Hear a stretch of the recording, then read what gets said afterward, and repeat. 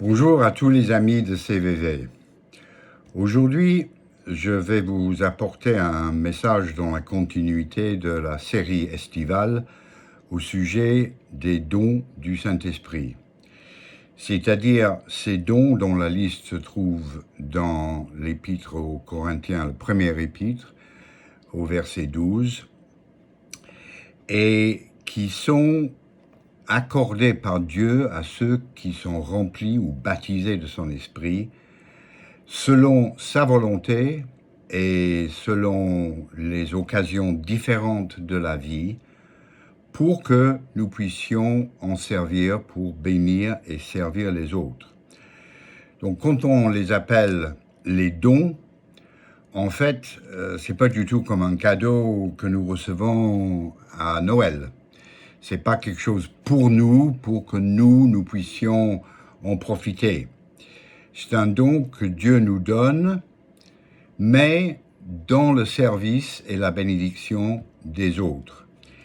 Et bien qu'on peut avoir, je dirais, une grande satisfaction personnelle quand Dieu nous utilise comme ça, et on peut être très heureux, il faut toujours se garder, en quelque sorte, de considérer que le fait que nous donne un don de grâce, parce que ce n'est pas mérité, c'est accordé par lui selon sa volonté, il faut toujours se garder de ne pas, je dirais, trop s'en réjouir au point où nous en devenons fiers ou même orgueilleux, et qu'on trouve que quelque part, ça nous place au-dessus des autres. C'est pas du tout le cas, parce que c'est Dieu qui donne, c'est Dieu qui opère, et c'est nous qui agissons en tant que serviteurs fidèles. Donc aujourd'hui, je vais vous parler du parler en langue. Le parler en langue et l'interprétation des langues figurent en dernier dans la liste des 9 dons de l'Esprit que Paul nous donne dans le chapitre 12 de l'épître, le premier épître aux Corinthiens. Et d'une certaine manière, c'est peut-être pas le hasard, certainement, que ce sont les derniers deux à être mentionnés, parce que ce sont les deux seuls dons de l'Esprit qui, en fait, sont uniques au Nouveau Testament. C'est-à-dire, tous les autres dons de l'Esprit qui sont sur la liste ont été, je dirais, présents d'une manière ou d'une autre à travers l'Ancien Testament, à travers les prophètes ou ceux que Dieu a oints dans l'histoire du peuple juif. Et seulement ces deux-là n'arrivent qu'après le grand moment de la Pentecôte, où après la résurrection de Jésus, le Saint-Esprit a été déversé sur les disciples et par la suite sur tous ceux qui ont cru en Christ.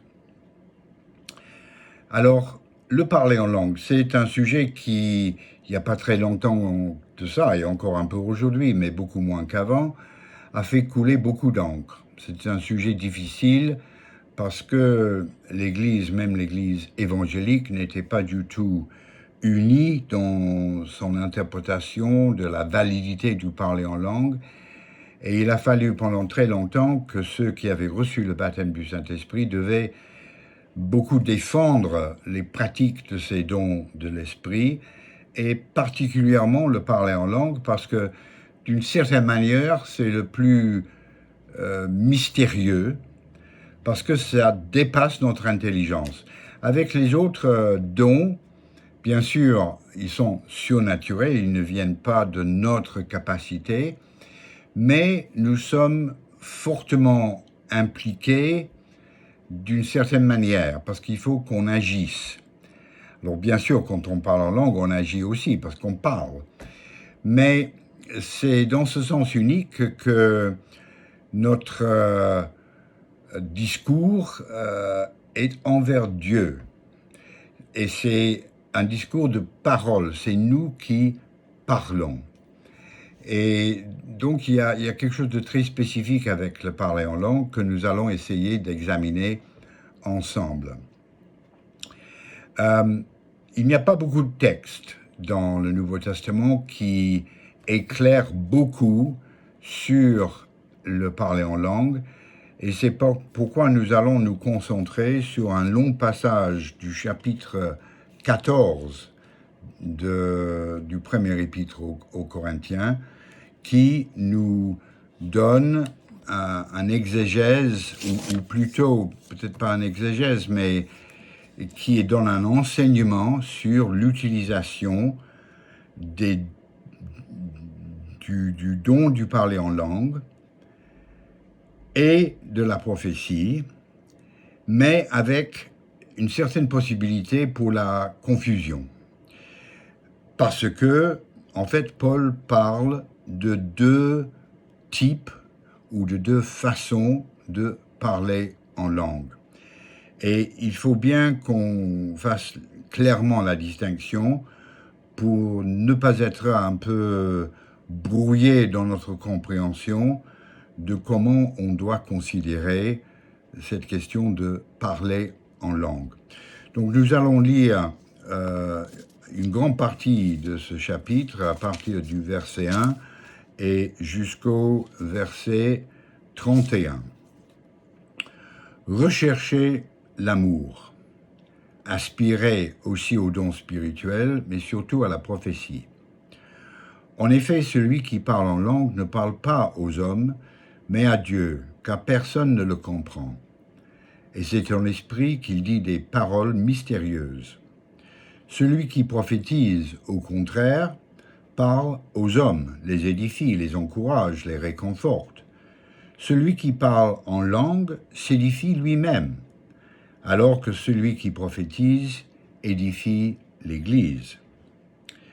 Je désire que vous parliez tous en langue, mais encore plus que vous prophétisiez. Celui qui prophétise est plus important que celui qui parle en langue, à moins que ce dernier n'interprète pour que l'Église reçoive une édification. Et maintenant, frères et sœurs, en quoi vous serais-je utile si je venais chez vous en parlant en langue, au lieu de vous apporter une parole de révélation, de connaissance, de prophétie ou d'enseignement? Si les objets inanimés qui rendent un son, comme une flûte ou une harpe, ne rendent pas des sons distincts, comment reconnaître-t-on la mélodie jouée par eux? Et si la trompette rend un son confus, qui se préparera au combat? Il en va de même pour vous. Si votre langue ne donne pas une parole intelligible, comment saura-t-on ce que vous dites? En effet, vous parlerez dans l'air. Si nombreuses que puissent être les diverses langues dans le monde, aucune d'entre elles n'est dépourvue de signification. Si donc je ne connais pas le sens d'une langue, je serai un étranger pour celui qui parle, et celui qui parle sera un étranger pour moi. Vous de même, puisque vous aspirez aux dons spirituels, cherchez à posséder avec abondance ceux qui édifient l'Église. C'est pourquoi que celui qui parle en langue prie afin de pouvoir interpréter. En effet, si je prie en langue, mon esprit est en prière, mais mon intelligence est stérile. Que faire donc? Je prierai avec mon esprit, mais je prierai aussi avec mon intelligence. Je chanterai avec mon esprit, mais je chanterai aussi avec mon intelligence. En effet, si tu prononces une bénédiction avec ton esprit seulement, comment celui qui fait partie des simples auditeurs pourra-t-il répondre « Amen » et à ta prière de reconnaissance, puisqu'il ne sait pas ce que tu dis? Certes, tu prononces une belle prière de reconnaissance, mais l'autre n'est pas édifié. Je remercie mon Dieu de ce que je parle en langue plus que vous tous. Mais dans l'Église, j'aime mieux dire 5 paroles avec mon intelligence, afin d'instruire aussi les autres, plutôt que 10 000 paroles en langue. Frères et sœurs, ne raisonnez pas comme des enfants. Au contraire, pour le mal, soyez des bébés, mais par rapport au raisonnement, soyez des adultes. Il est écrit dans la loi, c'est par des hommes d'une autre langue et par des lèvres étrangères que je parlerai à ce peuple. Et même ainsi, ils ne m'écouteront pas, dit le Seigneur. Par conséquent, les langues sont un signe non pour les croyants, mais pour les non-croyants. La prophétie, quant à elle, est un signe non pour les non-croyants, mais pour les croyants. Si donc, alors que l'Église entière est rassemblée, tous parlent en langue et qu'il entre de simples auditeurs ou des non-croyants, ne diront-ils pas que vous êtes fous? En revanche, si tous prophétisent et qu'un non-croyant ou un simple auditeur entre, il est convaincu de péché par tous et il est jugé par tous. Ainsi, les secrets de son cœur sont dévoilés et il tombera alors le visage contre terre pour adorer Dieu en déclarant que Dieu est réellement au milieu de vous. Que faire donc, frères et sœurs, lorsque vous vous réunissez? Chacun de vous peut apporter un cantique, un enseignement, une révélation, une langue ou une interprétation.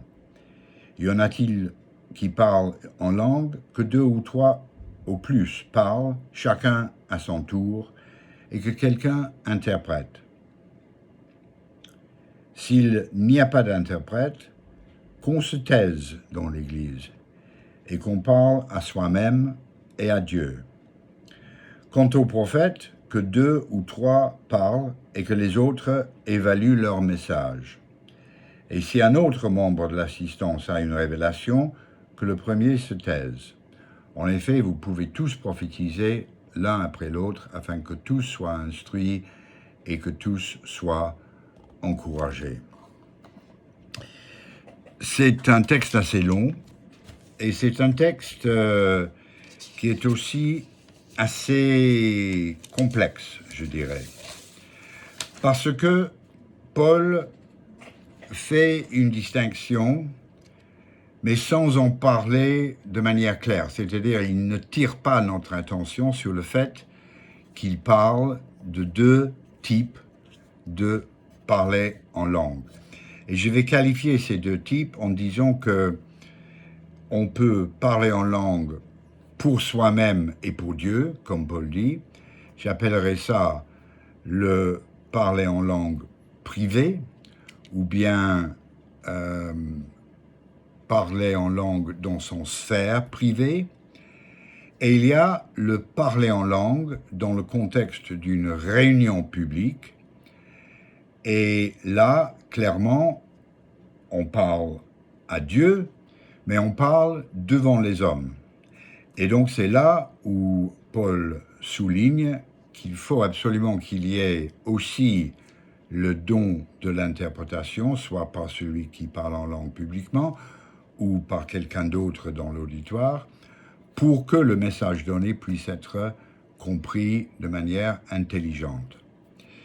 Mais il faut dire que ce n'est pas toujours facile de désenchevêtrer un petit peu. Est-ce que Paul parle tantôt de ce don exercé dans son sphère privée, ou est-ce qu'il parle de celui figurant parmi la liste des 9 dons de l'esprit qui est exercé en public pour le bien, je dirais, des autres. Donc c'est un peu une source de confusion et nous devons essayer de bien y voir clair. Donc d'abord, on parle du don qui est dans la liste de 1 Corinthiens 12, c'est-à-dire le don de donner une langue dans le contexte d'une réunion publique. C'est un peu comme la prophétie. C'est une pensée, ou dans ce cas des paroles, inspirées par Dieu, mais dont on ne sait pas la portée s'il n'y a personne pour interpréter. Et quand il y a l'interprétation, qu'on le donne soi-même ou que c'est apporté par quelqu'un d'autre, ce qui est dit, en fait, clairement se rassemble à la parole prophétique. Il s'agit d'une exhortation, d'un encouragement, éventuellement peut-être d'une correction dans certains cas, ou d'une révélation de la pensée de Dieu pour l'Assemblée, la nation ou autre chose. C'est donc très proche dans son fonctionnement, je dirais, que la prophétie.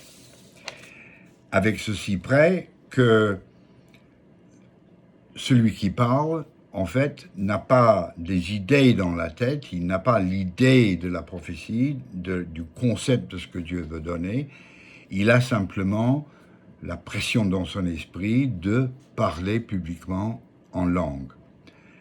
Alors, on pourrait dire, oui, mais alors si c'est très proche de la prophétie et si c'est nécessaire d'avoir de l'interprétation, c'est un peu compliqué comme ça.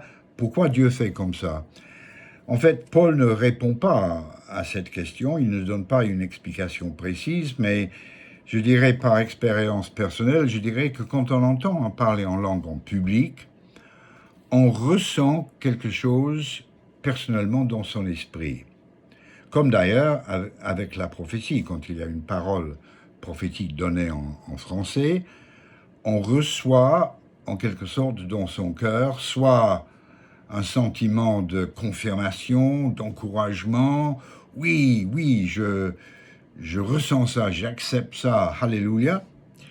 Ou bien ça vous laisse un peu, ah bon, oui, d'accord, ok, ça ne me touche pas beaucoup personnellement, mais bon, peut-être d'autres seront touchés. Mais on n'a pas en son esprit ce saut de joie ou d'affirmation que l'esprit nous donne. Alors, c'est un peu la même chose avec un parler en langue. Il y en a qui nous passionnent, ouais, je veux entendre l'interprétation de ça, ou peut-être, Seigneur, tu me donneras l'interprétation que je pourrais expliciter. Et il y en a d'autres où on dit, bon, baf, ok, bon, on verra si l'interprétation me parle plus. Mais comme avec les expressions des dons spirituels, quand on n'est pas, je dirais, si je peux dire, convaincu par une sorte d'affirmation personnelle dans son cœur, il ne s'agit pas de réagir négativement en public, il s'agit simplement de confier ça à Dieu et de continuer dans le mouvement du mouvement en priant que ce soit l'Esprit de Dieu qui rétablit un petit peu sa présence et la capacité des gens de suivre dans la mouvance de l'Esprit Saint.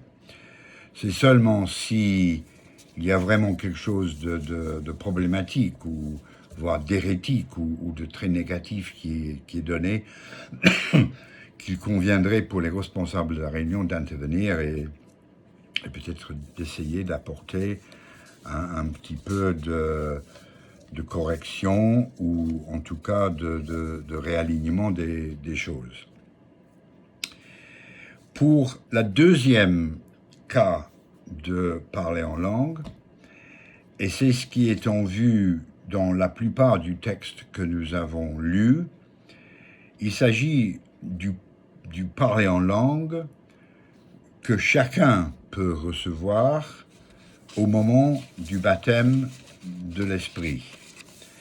Alors, notre but ici n'est pas beaucoup de parler du baptême en tant que tel, c'est un sujet qui a été traité pendant plusieurs semaines juste avant cette série, mais disons que je pense que les indications bibliques sont que il est naturel et normal quand on est rempli du Saint-Esprit que le fruit, pas forcément immédiat, mais en tout cas qui va suivre, c'est que l'on parle en langue. C'est-à-dire qu'on formule des paroles dans sa bouche, par la foi, dont on ne comprend pas le sens. Et dans ce sens, c'est un saut de foi. C'est un engagement de confiance envers Dieu que, parce qu'on a demandé au Saint-Esprit de nous remplir, voire de nous donner cette capacité de parler en langue, que quand on s'avance et qu'on ose ouvrir la bouche, c'est effectivement ce que l'on va faire. On va parler selon l'inspiration de l'Esprit de Dieu.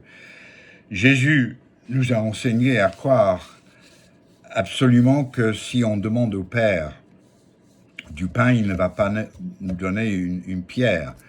Et si on lui demande autre chose de bien, il ne va pas nous donner un serpent. Et c'est cette confiance que Dieu nous entend, nous écoute et nous exauce. Et donc, si on lui demande de nous accorder ce don de l'esprit à parler en langue, eh bien, il va le faire. Donc, quand on vit ça, c'est quelque chose qui est en quelque sorte pour nous. Et je relève que Paul, dans le verset 4 de ce chapitre 14, dit que celui qui parle en langue, donc dans la sphère privée, s'édifie lui-même. C'est un peu la définition que Paul donne, et il n'entre pas dans beaucoup plus de détails. Donc essayons de voir de quoi il s'agit. Je pense que dans ce moment où on laisse le Saint-Esprit parler à travers nos bouches et sans faire référence à notre intelligence, on cède le contrôle de notre bouche et donc d'une certaine manière on met notre intellect un petit peu en réserve. C'est un vrai acte de foi. Et ce qui va sortir, ce sont des paroles peut-être d'intercession ou pour d'autres ou pour des besoins personnels. Et je dirais que je veux partager quelque chose qui me tient à cœur très fortement, mais je ne trouve plus les paroles. J'avoue, ça m'arrive souvent, surtout dans la prière ou dans des moments, par exemple, d'émotions, que ce soit des émotions positives, de joie, voire des émotions plutôt un peu dépressives ou un peu... à ce moment-là, je parle en langue et je suis conscient de partager mon cœur avec Dieu. Je révèle à lui, à travers l'action du Saint-Esprit, quelque chose de moi-même que je ne peux même pas moi-même formuler d'une manière claire. Pourtant, quand je l'ai fait, je dois dire, je me sens presque toujours soulagé. Je sens que j'ai déposé quelque chose auprès de Dieu. Et j'irai plus loin encore parce que j'ai le sentiment que ce fait d'entrer dans cette intimité avec Dieu et de se confier à lui en bypassant mon intelligence, en mettant mon intellect en réserve, c'est quelque chose qui plaît à Dieu. Je pense que Dieu aime ça, parce que c'est une preuve, en quelque sorte, de notre volonté d'être dépendant de lui. Et je pense que ça a comme conséquence de nous fortifier dans notre esprit intérieur, de nous construire, de nous rendre plus solides, et de manière générale, je dirais, d'agir dans peut-être des zones d'ombre ou de faiblesse dans notre fort intérieur que nous ne soupçonnons même pas de notre introspection personnelle, mais que Dieu veut faire évoluer, que Dieu veut transformer. Et dans mon expérience personnelle, à travers les années, dans les périodes où j'ai plus eu recours au parler en langue dans mes temps avec Dieu, et même en faisant d'autres choses souvent banales, par exemple, pendant des années, j'avais l'habitude de parler en langue quand je conduisais. Quand je faisais le trajet au travail et pour le retour, souvent j'étais soit fatigué parce que c'est le matin et il fallait me réveiller, ou fatigué parce que j'avais une journée de travail derrière moi, et je parlais en langue. Et j'ai souvent ressenti un rafraîchissement et j'ai ressenti que Dieu agissait profondément en moi.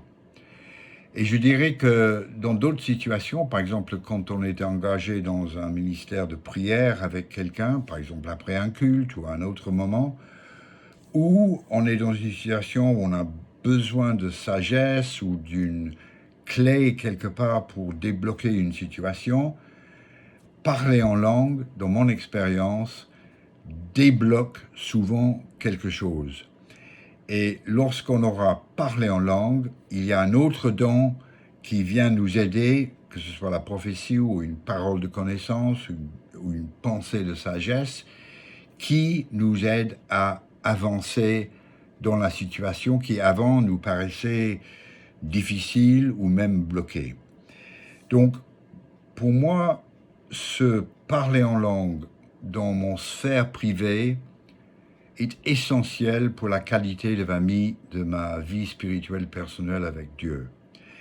Et donc, ça a des répercussions par la suite, non seulement dans ma vie personnelle avec Dieu, mais aussi ce que je suis capable d'apporter aux autres. Parce que on ne peut donner aux autres, n'est-ce pas, que ce qu'on a déjà reçu soi-même de la part de Dieu. Et si je ne suis pas en très bonne santé dans mon intimité avec le Seigneur, c'est beaucoup plus difficile de recevoir quelque chose que je pourrais par la suite partager avec d'autres. C'est pourquoi je veux vous exhorter à lire de nouveau ce passage du chapitre 14 et essayer de désenchevêtrer la manière dont Paul en parle, parce que il fait beaucoup la comparaison entre la prophétie et le parler en langue, et sans préciser quel genre de parler en langue. Et on a l'impression quelque part qu'il met le parler en langue plutôt en bas de la liste et il exalte la prophétie, et c'est pour de bonnes raisons. Mais ce n'est pas le parler en langue personnelle qu'il est en train de mettre en bas. C'est la volonté des gens parfois de parler beaucoup en langue dans les réunions publiques.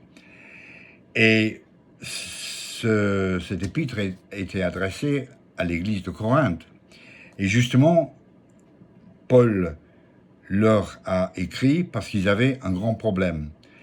C'était un peu des gens dont beaucoup étaient spirituellement un peu surexcités, ils avaient découvert les dons, et manifestement, il y avait beaucoup de gens qui parlaient en langue comme ça, tous ensemble, dans la réunion à tort et à travers.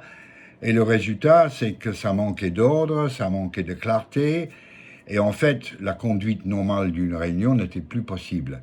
Et c'est pour ça que Paul revient continuellement en disant, oui, c'est bien de parler en langue, dans les deux sens, mais aussi particulièrement dans son sphère privée, mais ne mélangez pas ça avec ce que vous faites en public. En public, il faut qu'il y ait de la prophétie, et de toute façon, il faut qu'il y ait, l'interprétation.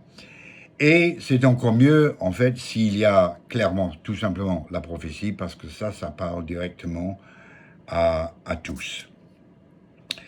Voilà, j'espère vous avoir apporté quelques éclaircies sur ce sujet. Et je voudrais vous encourager, finalement, comme conclusion, de développer votre intimité avec Dieu dans votre parler en langue, dans votre sphère personnelle.